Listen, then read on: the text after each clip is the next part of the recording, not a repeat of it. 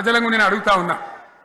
పేదలు గుడిసెలు వేసుకుంటారు, ప్రభుత్వ జాగాలలో పాపం తెలిసి తెలియక కొన్ని వేసుకుంటారు.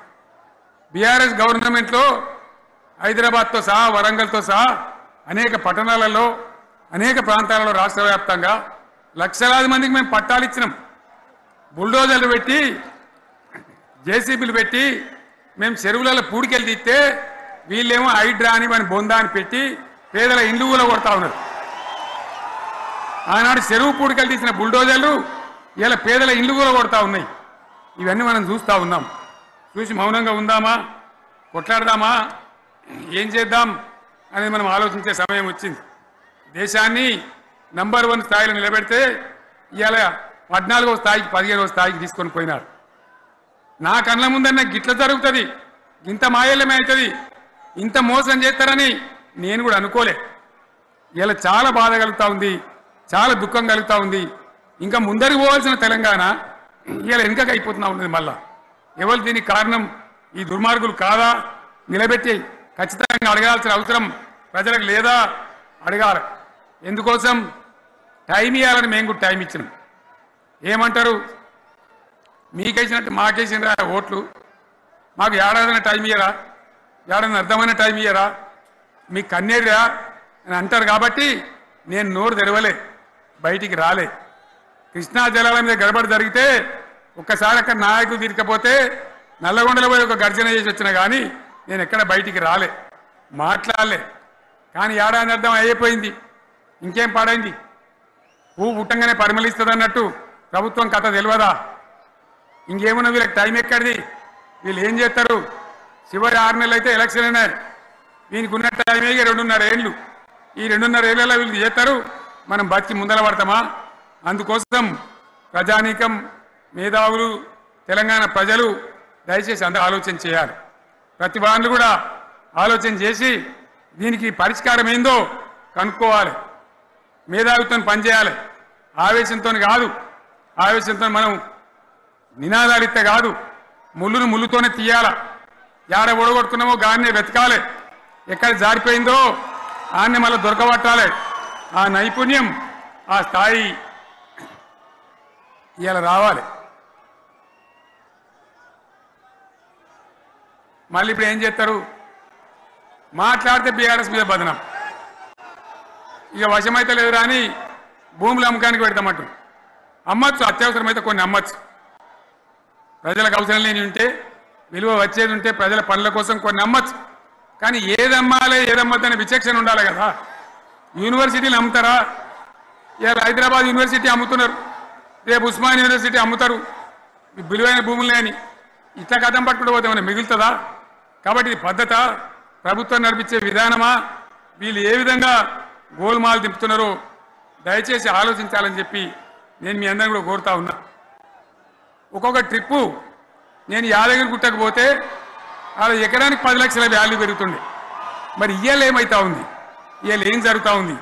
మీరందరూ కూడా ఆలోచన చేయాలని కోరుతా ఉన్నా. ఇవాళ రాజ్యం నడపచేతగాక ఎల్లెంకల పడి రాష్ట్రాన్ని ఆర్థికంగా దివాలు తీసి పిచ్చి పనులన్నీ వేసి ఇవాళ అడ్డం పొడుగు మాట్లాడుతూ ఉన్నారు. అన్ని రంగాలలో ఫెయిల్ అయిపోయింది. ఏ ఒక్క ఈ హుస్నాబాద్ ఇప్పుడు నేను రాగా చూసుకుంటూ వచ్చిన ఆనాడు కష్టపడి ఈ హరీష్ రావు ఇరిగేషన్ మంత్రిగా ఉన్నప్పుడు ఇలా గౌరెల్లి ప్రాజెక్టు కట్టినాం. 90% పూర్తయింది. గౌరెల్లి ఇరిగేషన్ ప్రాజెక్టు ప్రజలకు సంజాయించి భూములు తీసుకొని ఆనాడు తిరిగి 90% పూర్తి చేసినాం. ఏడాది అర్థమైతే తట్టెడు మన్ను తీస్తాను రా. పాలమూరు పథకం 80% కంప్లీట్ అయింది. ఎందుకు దాన్ని పెండింగ్లో పెడుతున్నారు? ఎందుకు దాన్ని పూర్తి చేస్తలేరు? ఈ విధంగా చిన్న మాట, చాలా చిన్న మాట. కేసీఆర్ కిట్ పెట్టినాం, లక్షాధికారుల కోసం పెట్టినాం, కోటీశ్వర్ల కోసం పెట్టినాం. ఎవరి కోసం పెట్టినాం కేసీఆర్ కిట్టు? పేద ప్రజల కోసం, గ్రామీణ ప్రాంతాల్లో ఉండేటువంటి పేద ప్రజల కోసం పెట్టినాం. ఆడపిల్లగానే 13,000 ఇచ్చినాం, మగపిల్లగానికైతే 12,000 రూపాయలు ఇచ్చినాం. ఆ వాహనాలు పెట్టి, అమ్మఒడి వాహనాలు పెట్టి వాళ్ళని తీసుకెళ్లి ప్రసవాలు చేయించి వాళ్ళకి మందులు ఇచ్చి ఫ్రీగా ఉచితంగా చేసి బ్రహ్మాండంగా ప్రసవం చేయించి మళ్ళీ ఇంటికాడ తెచ్చి దించినాం. గది బంద్ చేస్తారా ఎవరన్నా? ఎందుకు బంద్ చేయాలి? ముఖ్యమంత్రులుగా పనిచేసే వాళ్ళకు గాంభీర్యం ఉండాలి, ధైర్యం ఉండాలి. రాజశేఖర రెడ్డి అనే ముఖ్యమంత్రి ఉండే, నేను చెప్తా ఉన్నా మీ ముందు ఇయ్యాల. ఆయన ఆరోగ్యశ్రీ అని ఒక పథకం తెచ్చిండు. నేను ముఖ్యమంత్రి అయిన తర్వాత అడిగిన, హెల్త్ డిపార్ట్మెంట్ని పిలిచి అడిగిన, ఇది ఏం పథకమయ్యా బాగుందా అంటే, సార్ మంచిగుంది, ప్రజలకు లాభం అవుతుందని చెప్పింది. నేను చెప్పిన ఆ పథకాన్ని అట్లే పెట్టండి, ఆ పథకాన్ని మార్చకండి, ఆ పథకం అట్లే ఉండాలని చెప్పిన. అక్కడ చెప్పడం కాదు, నేను అసెంబ్లీలో చెప్పిన, ఇది మా స్కీమ్ కాదు, కాంగ్రెస్ గవర్నమెంట్ ప్రారంభించింది, దాని పేరు కూడా మేము మారుస్తలేం, కానీ కొనసాగించాలని చెప్పినాం, కొనసాగించినాం. అది మీ అందరికి తెలుసు. ఇలా వీళ్ళు కేసీఆర్ ఆనవాళ్ళు లేకుండా చేస్తాం, కేసీఆర్ ముచ్చట లేకుండా చేస్తారా? ఇవాళ మనం కూడా సభ పెట్టుకుంటే ఎన్ని అడ్డంకులు దానికి. ప్రైవేట్ స్కూళ్ళు బస్సులు ఇస్తే వాళ్ళకు నోటీసులు ఇవ్వడం, అడుగడుగున ఆర్టీఏ అధికారులను పెట్టి పోలీసులను పెట్టి ట్రాఫిక్లు జామ్ చేయడం. ఇప్పుడు కూడా సభకు రావాల్సిన వాళ్ళు 1,50,000 మంది బయటనే ఆగిపోయింది. ఇటు హనుమకొండ దిక్కు, అటు హుజరాబాద్ దిక్కు, ఇటు సిద్దిపేట దిక్కు 3 రోడ్ల మీద కూడా జాములున్నాయి. నేను అడిగిన నాయకులు ఏందే అంటే, ఇబ్బంది అవుతుంది సార్, రానిత్తలేరు, మధ్యలో ఇబ్బందులు కలిగిస్తున్నారు, కొన్ని లారీలు తెచ్చి అడ్డం పెట్టాను పనికిమాలని అని చెప్పి జామ్ అయిపోయి అక్కడనే ఆగిపోయింది. నేను అన్న ఇంకో అర్ధగంట ఆగి మాట్లాడదామంటే మా వాళ్ళంతా ఉండి, లేదు మనోళ్ళు దూరం పోవాలి, ఇక రాని వాళ్ళు ఎట్లా అందరూ మనం మాట్లాడి సభ ముగించాలని చెప్తే నేను వేదిక మీదకి వచ్చిన. ఇన్ని అడ్డంకులు, ఇంత కడుపు ఆపుతారా?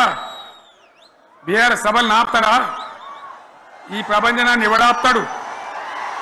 ఆగబడితే ఆగుతుందా? నేను ఒక్క మాట పోలీసు మిత్రులకు మనవి చేస్తా ఉన్నా, ప్రజాస్వామ్యంలో ప్రజలకు అడిగే హక్కు ఉంటుంది, తప్పకుండా అడుగుతారు ప్రజలు. ఈ అడిగే హక్కును సోషల్ మీడియాలో బీఆర్ఎస్కు సోషల్ మీడియా వారియర్స్ ఉన్నారు, వాళ్ళు బ్రహ్మాండంగా పనిచేస్తున్నారు, ఖచ్చితంగా అడుగుతున్నారు ప్రజల తరఫున. ఇంత అన్యాయం జరుగుతుంటే చూడలేక సోషల్ మీడియాలో పనిచేసే తెలంగాణ బిడ్డలు ఇది ఏమన్యాయమే ఎట్లా అని చెప్పి ప్రభుత్వాన్ని ప్రశ్నిస్తూ ఉన్నారు, ప్రజలకు మద్దతుగా నిలబడతా ఉన్నారు. వాళ్ళ మీద కేసులు, వాళ్ళని పట్టుకపోవడు. పోలీస్ సోదరులను నేను అడుగుతా ఉన్నా, మీరెందుకు దునుకులాడుతుండే? మీకేమక్కడ వచ్చింది? మీకు ఒక్కటి చెప్తున్నా నేను, గ్యారంటీగా పోలీసు మిత్రులారా, ఇవాళ పోయి రాత్రి మీ డైరీలలో రాసుకోండి, మీ డైరీలలో రాసి పెట్టుకోండి. 100కు 100% ఇలా తెలంగాణ చెలరేగిన పరిస్థితికి మళ్ళా వచ్చేది బీఆర్ఎస్ గవర్నమెంటే. అది ఎవరు కూడా ఆపలేడు, అది ఎవరి తరం కాదు, ఎవరి వశం కాదు. మీకు తెలియదా? మీరు పోలీసు ఉద్యోగాలు చేస్తున్నారు, మీరు చదువుకోలేదా? మీకు కూడా విజ్ఞానం ఉంది కదా? వీళ్ళు దొంగ వాగ్దానాలు చేయలేదా? ప్రజలను మోసం చేయలేదా? ప్రజాస్వామ్యంలో ప్రజలకు అడిగే హక్కు లేదా? మీరెందుకు కేసులు పెడుతున్నారు? నాకు అర్థం కాదు. మీరెందుకు దునుకులాడుతున్నారు? మీరెందుకు బలైతారు? రేపు మీకు రాజకీయాలు ఎందుకు? మీ డ్యూటీ మీరు చేయండి. మేము బీఆర్ఎస్ ఎప్పుడు శాసనాన్ని ఉల్లంఘించాం, చట్టాలను ఉల్లంఘించాం. అయినా నేను ఒక్క మాట మళ్ళీ చెప్తా ఉన్నా, మీకు ఆల్రెడీ చెప్తా ఉన్నారు పార్టీ నుంచి, ఎక్కడ ఎవరిని మీ మీద అన్యాయం కేసులు పెట్టినా మన టీఆర్ఎస్ లీగల్ సెల్ వీరులు ఉన్నారు, మీకు భయపడే అవసరం లేదు.